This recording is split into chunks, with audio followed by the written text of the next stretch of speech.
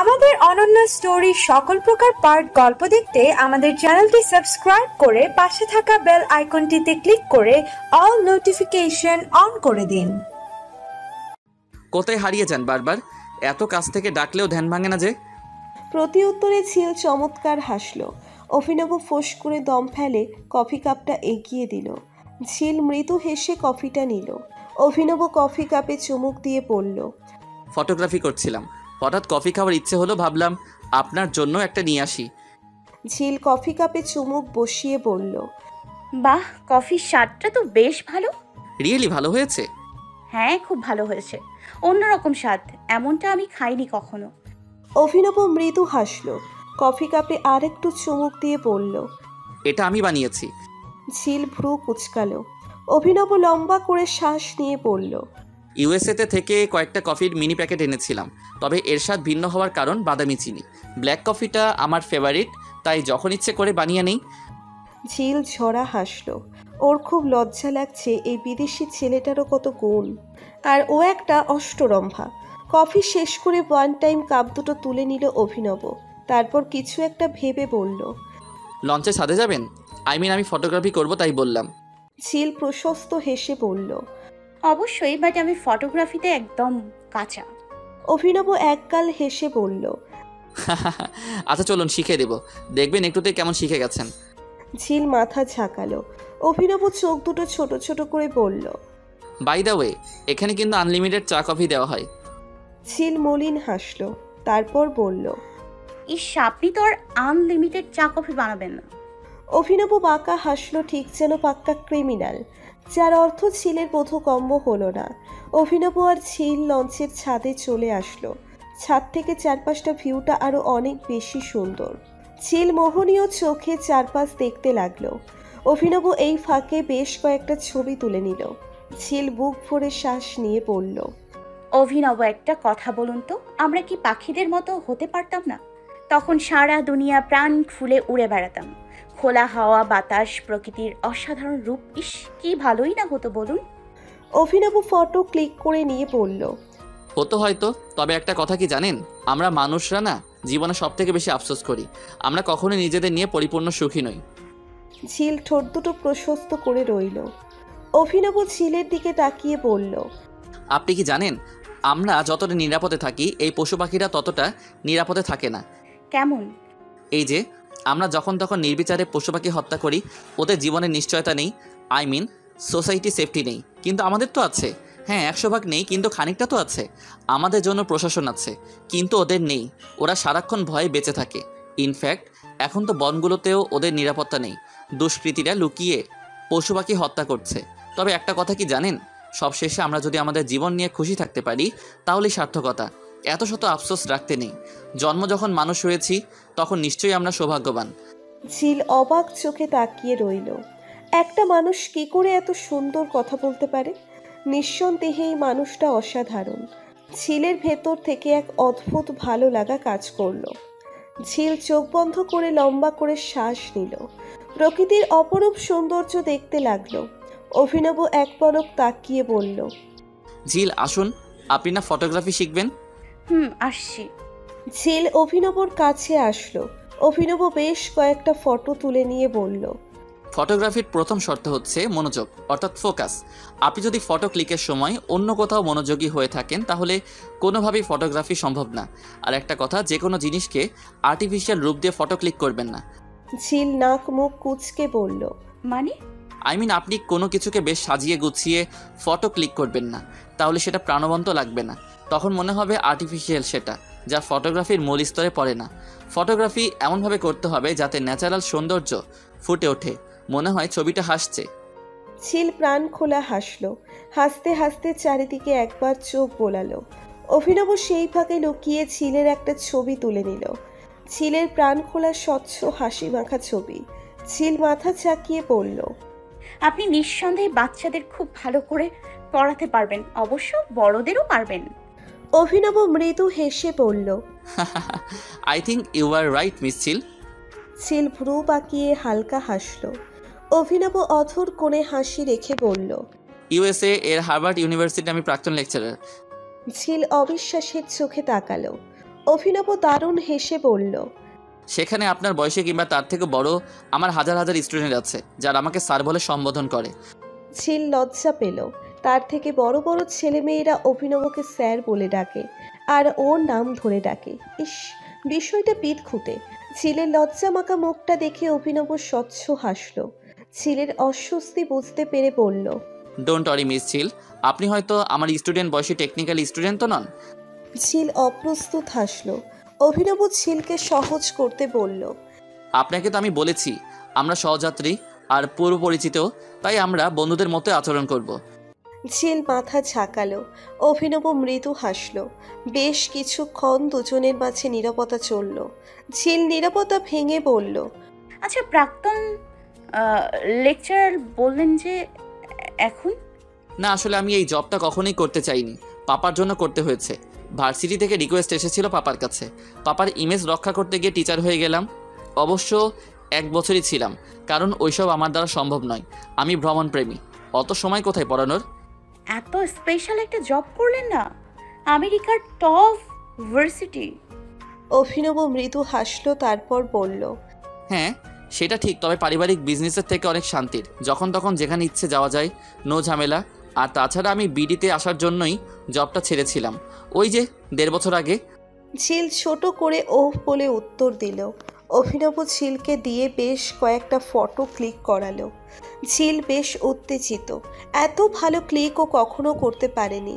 ঝিলের এক্সাইটমেন্ট দেখে অভিনব বলল, অনেক হয়েছে, গায়ে গরম কাপড় নেই আপনার, ঠান্ডা লেগে জ্বর বাঁধিয়ে ফেলবেন, তাড়াতাড়ি নিচে চলুন। ঝিল বাচ্চাদের মতো করতে লাগলো। অভিনব ফোঁস করে দম ফেলে বলল, আসুন। অভিনব প্লিজ, আর একটু থাকবো। কত সুন্দর ক্লিক করেছে আমি, প্লিজ। না একদম নয়, আপনি ভ্রমণ এসেছেন, অসুস্থ হয়ে পড়লে এনজয় করতে পারবেন না। আর এখনও অনেক কিছু দেখার বাকি আছে। ফটো ক্লিক করেই এত এক্সাইটমেন্ট? প্লিজ। চলুন। ঝিল মুখ গোমড়া করে রইল। ঠোঁট উল্টিয়ে যেতে যেতে বলল, লাগবে না আমার ক্লিক, আমি করব না ফটোগ্রাফি। ঝিলের কথাগুলো অভিনব স্পষ্ট শুনতে পেল। মেয়েটার বাচ্চাদের মতো আচরণ দেখে আনবনেই হেসে উঠল। ঝিল একটা কথাও বলল না। সে ঠিক করে নিয়েছে অভিনবর সাথে কোনো কথা বলবে না। নিচে নেমে অভিনব বলল, রাতের ভিউটা কিন্তু অনেক সুন্দর, কিন্তু। অভিনবকে আর বলতে দিল না ঝিল, তার আগেই লাফিয়ে উঠল। অভিনবর জ্যাকেটের হাতা টানতে টানতে বলল, প্লিজ প্লিজ প্লিজ, এমনটা করবেন না। আমি রাতের ভিউটা দেখবো, প্লিজ। আই প্রমিস সব কথা শুনবো। অভিনব ঠোঁট কামড়ে হাসতে লাগলো। তবে ঝিলকে সেটা বুঝতে না দিয়ে খানিকটা গম্ভীর কণ্ঠে বলল, সত্যি তো? ঝিল মাথা ঝাঁকালো। অভিনব একগাল হাসল। ঝিল ছোট ছোট করে তাকিয়ে বলল, আচ্ছা রূপসা সেতু কোথায়, দেখলাম না তো।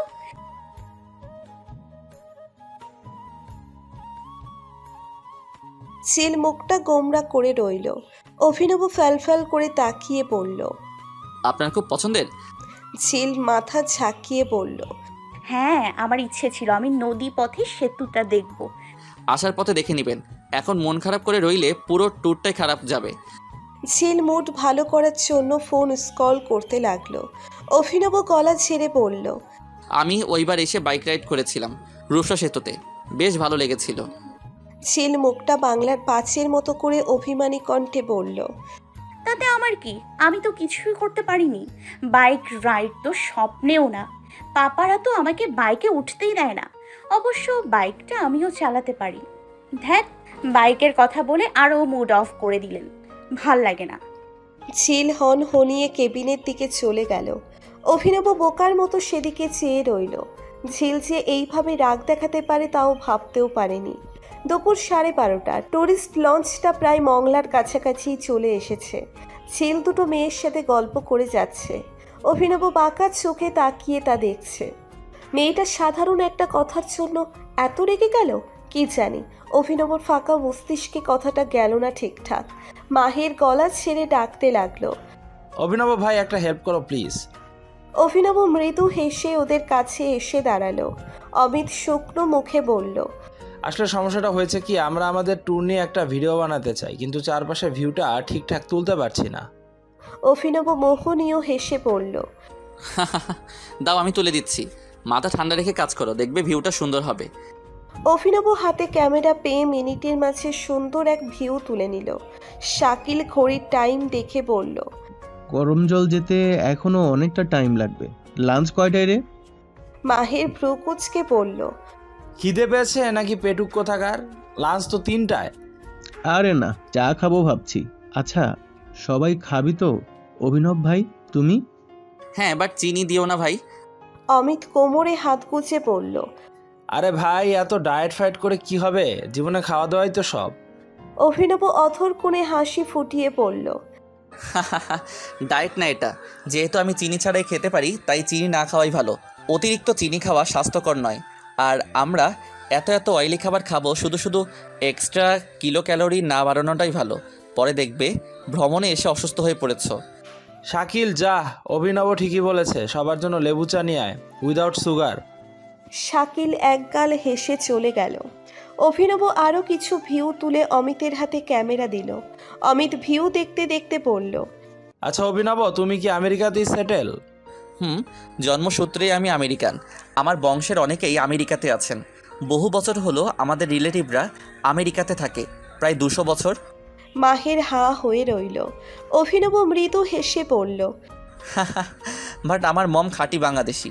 আমার মম আর পাপার লাভ ম্যারেজ। মামারা এখনও মেনে নিতে পারেনি। সবাইকে এক করার জন্যই বিডিতে আমার আশা, সাথে ট্রাভেলিংটাও হয়ে গেল। ওয়াও, তার মানে তুমি একটা লক্ষ্য পূরণ করতে এসেছো। বাহ। অভিনব চড়া হাসল। শাকিল চা হাতে রেডি। অভিনব চাই চুমুক দিয়ে পড়ল। ভালো হয়েছে, এটা ফ্রেশ লাগছে। শাকিল প্রশস্ত হাসল। চায়ের কাপটা রেলিংয়ে ঠেকিয়ে বলল, অভিনব কতগুলো দেশে ভ্রমণ করেছো? প্রায় 17টা। সবাই একযোগে বলে উঠল। Wow, it's impressive. অভিনব কৃতজ্ঞতার চোখে তাকিয়ে বলল, চলো নিচে যাওয়া যাক, চোখে রোদ লাগছে, সাথে গরমও। সবাই সম্মতি জানিয়ে নিচে চলে আসলো। নিচে নামতেই দেখল ছিল হো হো করে হেসে যাচ্ছে। হাসিতে যেন মুক্ত ঝরে। অভিনব মোহনীয় দৃষ্টিতে তাকিয়ে রইল। অমিত আর শাকিল মিটমিট করে হাসতে লাগলো। মাহের গলা ছেড়ে বলল, ভাই। অভিনব থতমত খেয়ে গেল। ওদের দিকে তাকিয়ে খানিকটা অপ্রস্তুত হয়ে পড়ল। মাহের বিষয়টা স্বাভাবিক করতে বলল, অমিত, সবাইকে ডেকে বলো শাওয়ার নিয়ে ফেলতে। 3টা লাঞ্চ করা হবে, যে যার মতো রেস্ট নিয়ে নিক। অমিত সবাইকে গিয়ে বলে আসলো। ছিল সবাইকে বিদায় জানিয়ে কেবিনের দিকে আসতে লাগলো। অভিনবর দিকে এক পলক তাকাতেই অভিনব হালকা হাসলো। ঝিলও হাসলো। অভিনব আর ঝিল কেবিনে চলে আসলো।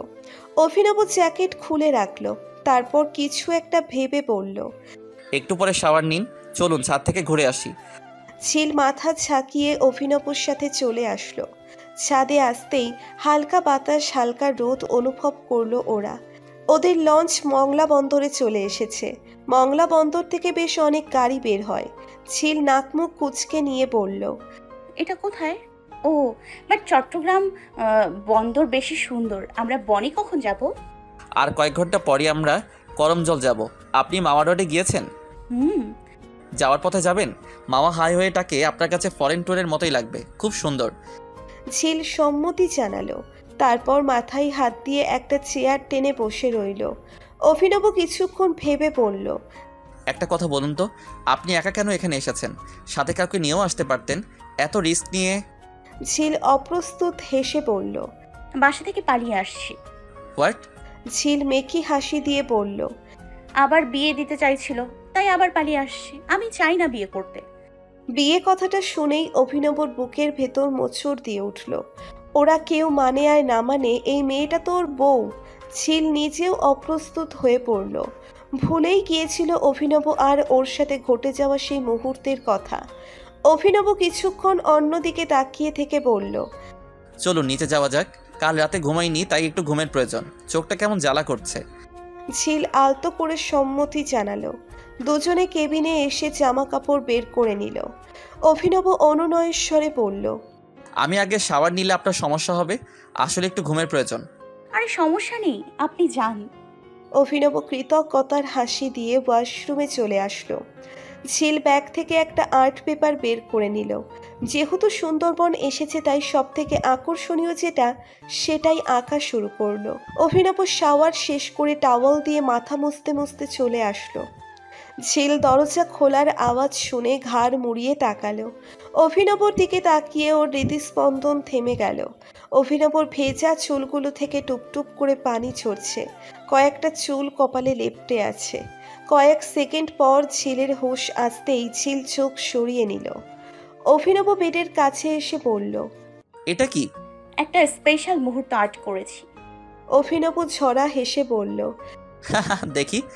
ঝিল হার্ট পেপারটা এগিয়ে দিল। অভিনব বেশ কিছুক্ষণ খুঁটিয়ে খুঁটিয়ে দেখে বলল, ওয়াও, আপনি তো বেশ ভালো আর্ট করেন দেখছি। ঝিল হালকা হাসল। অভিনব একটা পিন দিয়ে আর্ট পেপারটা কাঠের র্যাকে লাগিয়ে দিল। ক্যামেরা দিয়ে দারুণ একটা ক্লিক করলো। ঝিল খানিকটা ঝুঁকে নিয়ে ছবিটা দেখল। অভিনব ছড়া হেসে বলল, বেশ ভালো আর্ট করেছেন। হরিণের পেছনে বাঘ দৌড়াচ্ছে। ঝিল মৃদু হেসে বলল, আজ বনে আমরাও বাঘ দেখতে পাবো, তাই না? অভিনব কিছুটা ভেবে বলল, ভাগ্য ভালো থাকলে দেখতে পাবো। আসলে সমস্যা হচ্ছে বাঘ বিলুপ্ত হয়ে যাচ্ছে। 2018 সালের তথ্য অনুযায়ী বাংলাদেশের সুন্দরবনে বাঘের সংখ্যা 114টি। সেখান থেকে বাঘের দেখা পাওয়াটা কিন্তু টাফ। ঝিল মুখটা গোমরা করে নিয়ে শাওয়ারে চলে গেল। অভিনব লম্বা করে শ্বাস নিয়ে চোখে স্লিপিং মাস্ক দিয়ে শুয়ে পড়ল। ঘণ্টাখানেক ঘুমিয়ে চোখ খুলল অভিনব। পাশে ঝিলকে দেখতে পেয়ে মলিন হাসল। মেয়েটা ফোনে গেমস খেলতে ব্যস্ত। অভিনব হাই তুলে বলল, গেমস খেলা শেষ? আরে আপনি উঠে গেছেন? হ্যাঁ, শেষ প্রায়। আচ্ছা, একটা কথা জানার ছিল। শুনেছি ইন্ডিয়াতেও সুন্দরবন আছে, বিষয়টা একটু বুঝিয়ে বলবেন? না মানে আমরা যে এখন সুন্দরবনে যাচ্ছি, এটা কি ইন্ডিয়ার সেই সুন্দরবন? অভিনব ফিক করে হেসে উঠল। মেয়েটা তেমন কিছুই জানে না, অথচ সুন্দরবন ঘুরতে চলে এসেছে। ঝিল নাক ফুলিয়ে বলল, হাসার কি হলো? তেমন কিছু না, তবে আপনার রিসার্চ করে আসা উচিত ছিল। ঝিল নাক মুখ কুচকাতেই অভিনব বলল, রিল্যাক্স, লেট মি এক্সপ্লেইন। ঝিল বেশ মনোযোগ দিয়ে গালে হাত দিয়ে বসল। অভিনব ভ্রু কুচকে বলল, গাল থেকে হাত নামান, শুনেছি এটা অকল্যাণ। ঝিল ড্যাব ড্যাব করে তাকিয়ে রইল। অভিনব বিজ্ঞতের মতো গলা ছেড়ে বলা শুরু করলো, সুন্দরবন হলো বঙ্গোপসাগর উপকূলবর্তী অঞ্চলে অবস্থিত একটি প্রশস্ত বনভূমি, যা বিশ্বের প্রাকৃতিক বিস্ময়াবলীর অন্যতম। পদ্মা, মেঘনা ও ব্রহ্মপুত্র নদীত্রয়ের অববাহিকার বদ্বীপ এলাকায় অবস্থিত এই অপরূপ বনভূমি বাংলাদেশের খুলনা, সাতক্ষীরা, বাগেরহাট, পটুয়াখালী ও বরগুনা জেলা এবং ভারতের পশ্চিমবঙ্গ রাজ্যের 2 জেলা উত্তর 24 পরগনা ও দক্ষিণ 24 পরগনা জুড়ে বিস্তৃত। সমুদ্র উপকূলবর্তী নোনা পরিবেশের সবচেয়ে বড় ম্যানগ্রোভ বন হিসেবে সুন্দরবন বিশ্বের সর্ববৃহৎ অখণ্ড বনভূমি। 10,000 বর্গ কিলোমিটার জুড়ে গড়ে ওঠা সুন্দরবনের 6,017 বর্গ কিলোমিটার রয়েছে বাংলাদেশে এবং বাকি অংশ রয়েছে ভারতের মধ্যে। অর্থাৎ বাংলাদেশের মানুষরা লাকি যে ভারতের মতো এত বড় দেশের থেকেও আমাদের দেশের সুন্দরবনের বেশি অংশ রয়েছে। তবে বাংলাদেশের সুন্দরবনে প্রাকৃতিক ছায়াটা বেশি, যা আমি ভারতে গিয়ে পাইনি। ঝিল হাঁ করে তাকিয়ে বলল, মাই গড, এত কিছু জানেন কি করে? অভিনব মৃদু হেসে বলল, একজন ভ্রমণপ্রেমীকে অনেক কিছু জানতে হয়, তাছাড়া ট্রাভেলিং করার আগে সেই জায়গাটা সম্পর্কে জেনে নেওয়া উচিত। আচ্ছা, আপনি ভারতে গিয়েছিলেন? হ্যাঁ, সুন্দরবনে একদিনের ট্যুরেও করেছিলাম। আমার কাছে সব কেমন আর্টিফিশিয়াল মনে হয়েছে, তেমন উপভোগ করতে পারিনি। ভারতের সোনাখালী ঘাট থেকে গিয়েছিলাম। গোসাবাদে হ্যামিল্টন বাংলো আর ও একটা জায়গা ছিল, নামটা ঠিক মনে আসছে না, ব্যাগ্রো সামথিং কিছু একটা। আমার কাছে প্রাকৃতিক সৌন্দর্যের তেমন কিছুই লাগেনি, সেগুলোতে অতিরিক্ত সাজানো গোছানো ছিল। হয়তো অন্য জায়গাগুলো সুন্দর। ঝিল চকচকে চোখে তাকিয়ে শুনতে লাগলো। অভিনব টাইম দেখে বলল, ভ্রমণের গল্প পরে শোনাবো, এখন আসুন লাঞ্চ করতে হবে। ঝিল মুখটা গোমরা করে লাঞ্চ করতে গেল। লাঞ্চ করার জন্য লঞ্চের ছাদেই টেবিল গোছানো আছে। বিষয়টা বেশ ভালো লাগলো ওর। চারপাশ দেখতে দেখতে খাওয়াও হয়ে যাবে। সত্যি এবার মনে হচ্ছে নদীপথে ভ্রমণ করছে ওরা। লাঞ্চের প্যাকেজে দেওয়া হলো সাদা ভাত, মুরগির মাংস, কাঁকড়া আর সামুদ্রিক মাছ। ঝিল কাঁকড়া কখনো খায়নি, তাই বেশ আয়েশ করে কাঁকড়া খেতে লাগলো। কাঁকড়ার স্বাদটা চিংড়ি মাছের মতো। ঝিলের খাওয়া দেখে অভিনব বলল, রিল্যাক্স, এত ফাস্ট কেন খাচ্ছেন? আমি কাঁকড়া কখনোই খাইনি, এটা বেশ মজা। অভিনব মৃদু হেসে বলল, এটা তো কাঁকড়া কারি খাচ্ছেন, আমার কাছে কাঁকড়া ঝাল ফ্রাইটা বেস্ট লাগে। হলেই বাকি, আমাকে তো আর খাওয়াবেন না। ঝিলের কথাতে অভিনব থতমত খেয়ে গেল। বেশ কিছুক্ষণ পর বলল, আপনি কাঁকড়ার ঝাল ফ্রাই খেতে চান? ঝিলের সহজ উত্তর। খাওয়ালে অবশ্যই খাবো। অভিনব হো হো করে হেসে বলল, হুম, আচ্ছা খাওয়াবো। মামা ঘাট থেকে তাজা ইলিশ, সাথে কাঁকড়ার ঝাল ফ্রাই। হাসছেন কেন? আপনার প্রতিটা কথাতে আমি বাচ্চামো খুঁজে পাই। বিশেষ করে যখন নাক ফুলিয়ে কথা বলেন, তখন পুরো গুলুমুলু লাগে। শুধু একটু মোটো হলেই হতো, পুরো সুইটিস। অভিনবর কথা শুনে ঝিল হাঁ হয়ে তাকিয়ে রইল। অভিনব অনুভব করলো অনেক বেশি কথা বলছে ও, তাই খানিকটা লজ্জা পেল। ঝিল মাথা নিচু করে খেতে লাগলো, সাথে মৃদু হাসি। খাওয়া দাওয়া কমপ্লিট করে যে যার মতো ছাদে বসে আছে, কেউ বা জুস হাতে, কেউ বা চা কফি হাতে। মৃদু বাতাসে চুলগুলো উড়ে যাচ্ছে। ঝিল গল্প করতে ব্যস্ত। অভিনব ট্রাভেলার নির্দেশকের সাথে কথা বলতে নিচে চলে আসলো। ট্রাভেলার নির্দেশক কাগজপত্র গোছাতে ব্যস্ত। অভিনব মুচকি হেসে বলল, হ্যালো ভাইয়া, আজ আমরা কোথায় যাচ্ছি? ট্রাভেলার নির্দেশক কাগজগুলো দেখিয়ে বললেন, কিছু ফর্মালিটিস আছে, সেগুলো পূরণ করে যেতে হবে। আমরা আজ কর্মজল যাব, যেহেতু কর্মজল থেকে আবার লঞ্চ পৌঁছাতে পৌঁছাতে সন্ধ্যা হয়ে যাবে, তাই আমরা আজ কটকার উদ্দেশ্যে রওনা দিব। কটকা নাইট হোল্ড করে সকালে কটকা ঘুরব। সব থেকে জরুরি কথা হলো, আমরা কেউ রাতে ঘুরবো না, রিস্ক নেওয়া সম্ভব না। যদিও অনেকেই রাতের কথা বলেছিল, বাট উই আর সরি, এটা আমাদের রুলসে নেই। অভিনব বেশ মনোযোগ দিয়ে কথাগুলো শুনল। উনি ঠিকই বলেছেন, এটা সুন্দরবন, এখানে নানা পশু পাখির বাস, কোনোভাবেই রাতে ঘোরা সম্ভব নয়। অভিনব মুচকি হেসে বলল, ইটস ওকে, রাতে বের হওয়াতে উচিত নয়। ট্রাভেলার নির্দেশক কৃতার্থ হলেন, তারপর নিজেও কাজে ব্যস্ত হয়ে গেলেন। অভিনব আর বিরক্ত না করে ছাদে চলে আসলো। 3:30 বাজিয়ে সুন্দরবন অলরেডি চলে এসেছে। সবাই হই হুল্লোড় করছে। অভিনব ঝিলের কাছে গিয়ে বলল, ঝিল একটু আসুন। ঝিল সবার থেকে একটু সময় নিয়ে চলে আসলো। অভিনব 1 কাপ কফি এগিয়ে দিয়ে বলল, নিন, আপনার জন্য আমি বানিয়েছি। ঝিল চকচকে চোখে তাকিয়ে বলল, রিয়েলি? আপনি খুব ভালো কফি বানান। উফ, দিন দিন। ঝিল কফিটা হাতে নিয়ে চুমুক দিতেই সারা শরীরে অদ্ভুত প্রশান্তি অনুভব হলো। আবেশে চোখ বন্ধ করে নিল ঝিল। অভিনব মুচকি হেসে কফি কাপে চুমুক দিল। ঝিল আর অভিনব কফি শেষ করে কিছুক্ষণ চারপাশের ভিউ দেখতে লাগলো।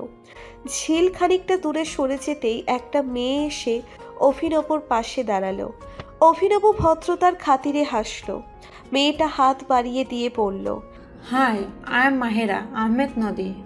অভিনব হ্যান্ডশেক করে অথরে হাসি ফুটিয়ে বলল, অভিনব সরকার ইহান, আপনাকে ঠিক চিনলাম না।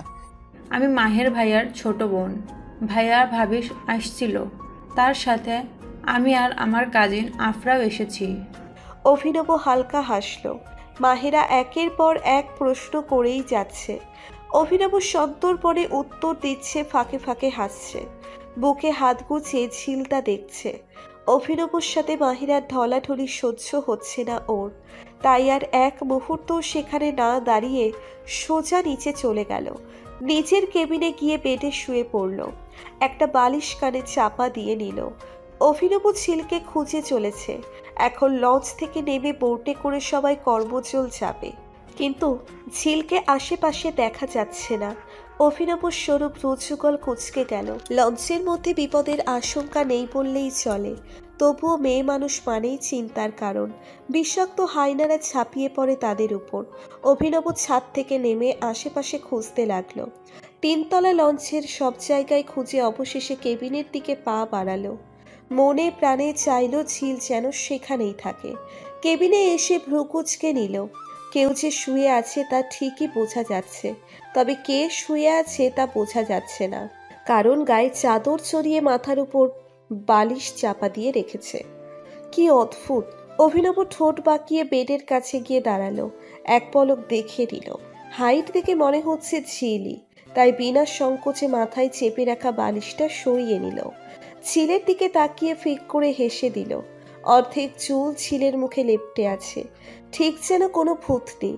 ঝিল লাফিয়ে উঠে পড়ল। অভিনব মুখ চেপে হাসতে লাগলো। ঝিল দাঁতে দাঁত চেপে বলল, আপনি হাসছেন কেন? আমাকে কি সার্কাস মনে হচ্ছে? অভিনব হাসতে হাসতে সহজ উত্তর দিল। না, তবে ভূতনীদের মতো দেখা যাচ্ছে। ঝিল নাক কুচকে বলল, হোয়াট? অভিনব খিলখিল করে হাসতে লাগলো। ঝিলের বেশ রাগ উঠে গেল এতে। একে তো সেই সময় মাহিরার ঢলাঢলির কথা ভাবছে, তার উপর অভিনবর হাসি। ঝিল আর নিতে পারল না। আশেপাশে তাকিয়ে বেড থেকে বালিশটা তুলে নিয়ে অভিনবকে বালিশ দিয়ে মারতে লাগলো। অভিনব হাত দিয়ে নিজেকে প্রোটেক্ট করার চেষ্টা চালালো। অবশেষে ভাব খারাপ দেখে আর একটা বালিশ দিয়ে নিজেকে প্রোটেক্ট করতে লাগলো। ঝিল নাছোড় বান্দা, অভিনবকে বালিশ দিয়ে মেরেই যাবে। ঝিল বেডে উঠে অভিনবকে বালিশ দিয়ে মারতে লাগলো। ঝিলের বাচ্চামো দেখে অভিনব হাসতে হাসতে বেডে শুয়ে পড়ল। ঝিল অভিনবর বুকে বালিশ রেখে বাঁকা হেসে পড়ল।